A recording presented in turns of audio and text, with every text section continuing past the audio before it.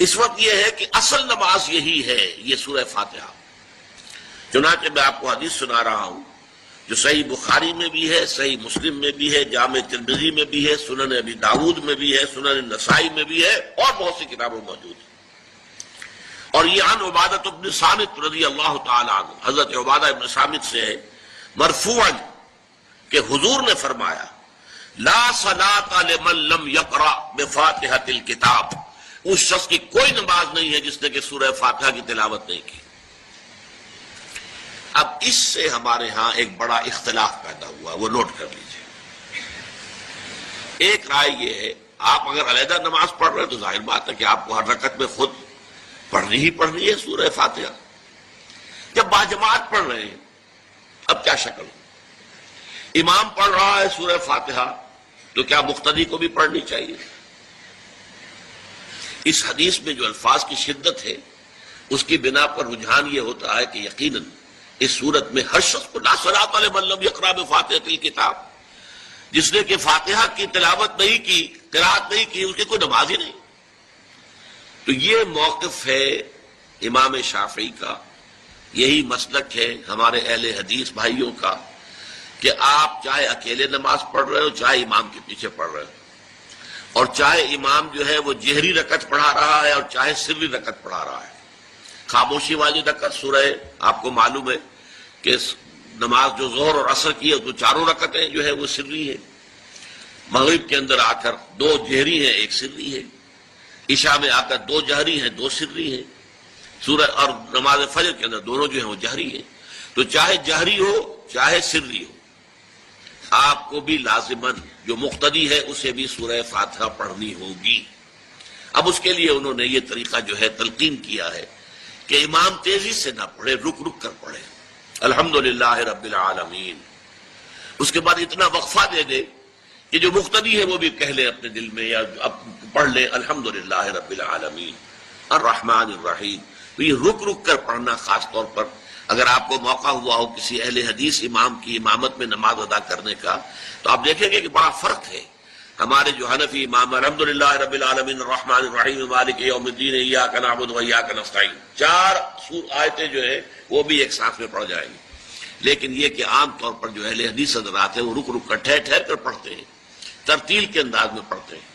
یا پھر دوسری شکل انہوں نے ایک اور کی ہے، یہ آپ سعودی عرب میں جب کبھی نماز پڑھیں گے اور آپ پڑھی ہو آپ نے تو وہاں آپ دیکھیں گے کہ امام جو ہے وہ سورہ فاتحہ پڑھنے کے بعد کوئی ایک منٹ جو ہے خاموش رہتا ہے تاکہ آپ اب جو مقتدی ہیں وہ اس وقفے میں وہ اب سورہ فاتحہ پڑھ لیں، پھر وہ قرات کرے گا، کوئی اور آیات اس نے شامل کرنی ہے تو بعد میں شروع کرے گا، درمیان میں وقفہ ہوگا۔ لیکن ایک مسلک یہ ہے، اور یہ مسلک جو ہے یہ در حقیقت قرآن مجید کی ایک آیت کے اوپر مبنی ہے۔ سورہ اعراف کے آخر میں فرمایا گیا وَإِذَا قُرِئَ الْقُرْآنُ فَاسْتَمِعُوا لَهُ وَأَنصِتُوا، جب قرآن پڑھا جا رہا ہو تو توجہ سے اسے سنو، خود خاموش رہو۔ اب یہ قرآن مجید کی آیت ہے، اس کے بنا پر ایک رائے یہ ہے کہ آپ امام کے پیچھے سورہ فاتحہ نہیں پڑھیں گے، پڑھا جا رہا ہے سنو اس کو، خود خاموش رہو۔ اور اس کے لیے وہ دلیل دیتے ہیں کہ یہ شکل ایک وفد کی سی ہے، جیسے کسی بڑی شخصیت کے پاس اگر آپ کا کوئی وفد جاتا ہے، 8-10 افراد ہیں، ان میں اسپوکس مین ایک ہوتا ہے، وہ بات کرتا ہے، باقی سب لوگ موجود رہتے ہیں، سنتے ہیں۔ اسی طریقے سے امام جو ہے وہ گویا کہ آپ کا نمائندہ ہے اور وہ پڑھ رہا ہے الحمدللہ رب العالمین الرحمن الرحیم مالک یوم الدین، تو امام کی قرات ہی آپ کی بھی قرات ہو گئی۔ گویا کہ اس آیت سے، اس حدیث سے اختلاف نہیں ہے، اس کی تعبیر سے اختلاف ہے کہ امام کا قرات کر لینا در حقیقت مقتدیوں کی طرف سے بھی قرات ہے۔ اس میں جو حنفی مسلک ہے وہ بہت سخت ہے، اور وہ یہ ہے کہ چاہے سری نماز ہو اور چاہے جہری ہو، ہر کسی بھی حالت میں مقتدی جو ہے وہ سورہ فاتحہ نہیں پڑھے گا۔ اب اس میں ذرا سا سوال پیدا ہوتا ہے کہ جہری رکعت میں تو اس آیت کا اطلاق ہو جائے گا کہ وَإِذَا قُرِئَ الْقُرْآنُ فَاسْتَمِعُوا لَهُ وَأَنصِتُوا، سری میں تو اس آیت کا اطلاق نہیں ہوتا۔ بہرحال یہ مسلک ہے امام شافعی کا، ایک انتہا پر ہے، ہر صورت میں سری ہو یا جہری ہو آپ کو پڑھنی ہی پڑھنی ہے، اور امام ابو حنیفہ دوسری انتہا پر ہیں کہ چاہے سری ہو چاہے جہری ہو کسی شکل میں نہیں پڑھنا۔ امام مالک کا مسلک ہے درمیان میں، اور میں اس میں کوئی جھجک محسوس نہیں کرتا کہ میں آپ کے سامنے عرض کر دوں کہ میں اس پر عمل پیرا ہوں۔ وہ کیا ہے؟ جہری نماز میں خاموش رہو اور سنو۔ اس آیت کا اطلاق ہو جائے گا جب بلند آواز سے پڑھ رہا ہے امام تو پوری توجہ، فاستمعوا لہ، اپنی پوری توجہ کو اس کے سننے کے اوپر مرکوز کر دو اور خود خاموش رہو۔ سری رکعت میں البتہ جبکہ وہ بھی خاموشی سے پڑھ رہا ہے، آپ بھی خاموشی سے پڑھ رہے ہیں۔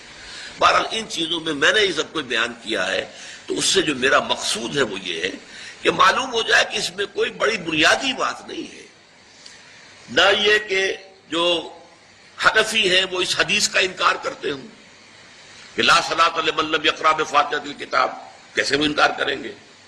اور نہ ہی کوئی جو حنبلی ہے یا اہل حدیث ہے وہ قرآن کی اس آیت کا اختلاف جو ہے وہ اختلاف کر سکتا ہے کہ اذا قرئ القرآن فاستمعوا لہ وانصتوا، لیکن یہ ہے کہ اس کے پھر اس سے جو احکام کا استنباط ہے اس میں اختلاف ہو جاتا ہے، تو اس کو نہیں سمجھنا چاہیے کہ یہ کوئی بہت بڑی اہمیت والی بات ہے۔ جب اللہ سے دعا کی جاتی ہے تو عام طور پر کہتے ہیں اللہ اپنے حبیب کے صدقے میں ہمیں سیدھی راہ دکھا۔ اس کا موجودہ دور کے حوالے سے کیا کانسیپٹ ہے؟ جو کام بھی ہم اللہ کے ساتھ کریں وہ ایک عبادت کا جز ہو جاتا ہے، اور اس میں کامل پیروی ہونی چاہیے حضور کی اور صحابہ کی۔ یہ صحابہ سے ثابت نہیں ہے۔ اس میں یہ ہے کہ ذرا بھی ہم ادھر سے ادھر ہو جائیں گے تو خطرے میں پڑ جائیں گے، مشتبہات میں آ جائیں گے۔ جو چیز صحابہ سے ثابت ہے اس پر اکتفا کیجیے۔ کیا وہ ان پہ کوئی محرومیت تھی کسی شے کی وجہ سے؟ کم رہ گئے کہیں؟ اصل میں ہم ان چیزوں میں جو کوئی بڑھاتے چلے جاتے ہیں اس سے پھر گمراہی کے، اگر شروع میں وہ گمراہی نہیں بھی ہوتی تو گمراہی کا احتمال اور گمراہی کا امکان ہو جاتا ہے۔